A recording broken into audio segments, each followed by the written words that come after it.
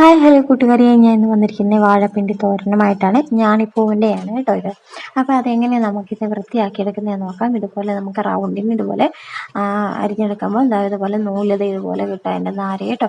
അപ്പോൾ അതിന് നമുക്കിതുപോലെ ഓരോന്നോരോന്നായിട്ടൊന്ന് വൃത്തിയാക്കണം. ഇങ്ങനെ മാത്രമല്ല ഇതെല്ലാം നാര് നമുക്ക് എടുക്കാൻ പറ്റുന്നത്, വേറെയും രീതിയിൽ നമുക്കിത് എടുക്കാം. അപ്പോൾ എന്തായാലും അങ്ങനെ എടുത്ത് വൃത്തിയാക്കി കിട്ടിയപ്പോൾ ഇത്രയും നാരുകൾ ഇതിനെ കിട്ടിയിട്ടുണ്ട് കേട്ടോ.